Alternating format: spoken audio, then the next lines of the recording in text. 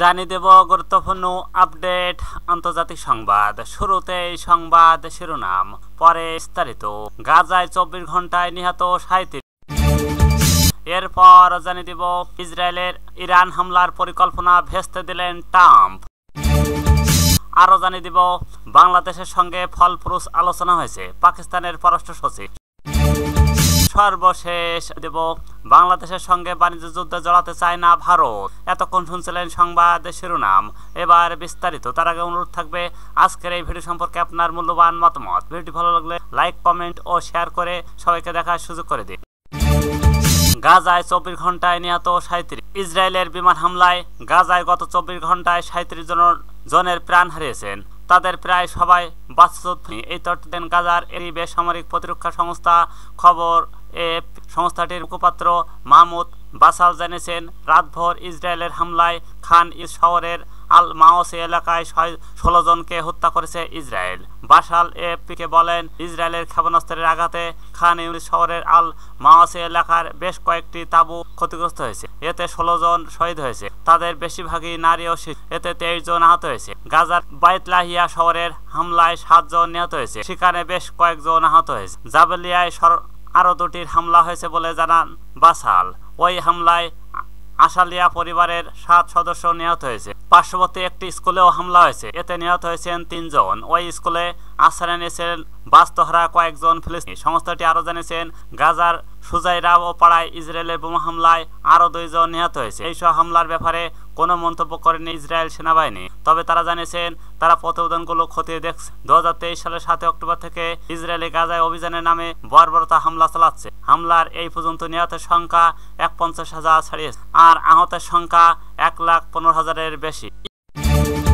ইসরায়েলের ইরান হামলার পরিকল্পনা ভেস্তে দিলেন ট্রাম্প।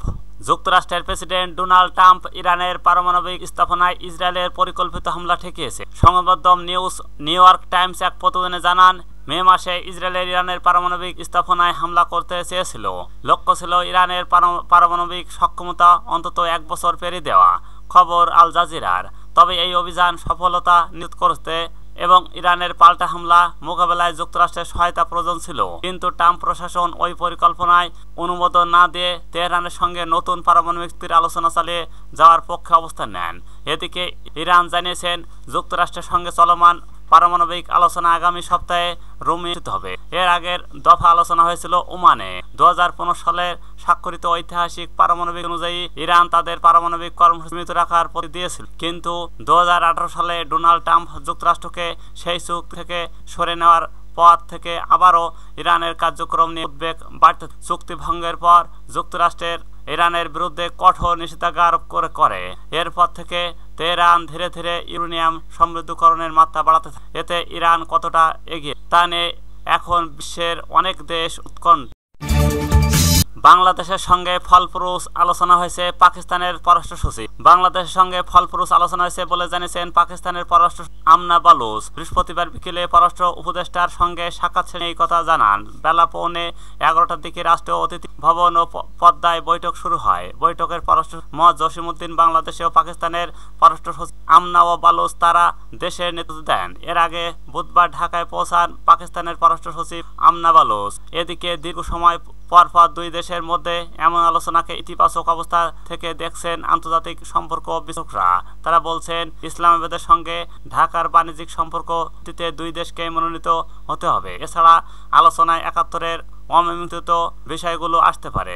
আন্তর্জাতিক সম্পর্ক বিশ্লেষক সাহরা ইনাম বলেন, পাকিস্তান পররাষ্ট্র সচিবের বাংলাদেশ সফর দেশের জন্য ইতিবাচক। অর্থনীতিকে যেহেতু আমরা গতিশীল করতে চাচ্ছি, তাই এই আলোচনা গুরুত্বপূর্ণ। মুক্তিযুদ্ধ সহ তাদের সঙ্গে অমীমাংসিত বিষয়গুলো নিয়ে কথা বলা দরকার।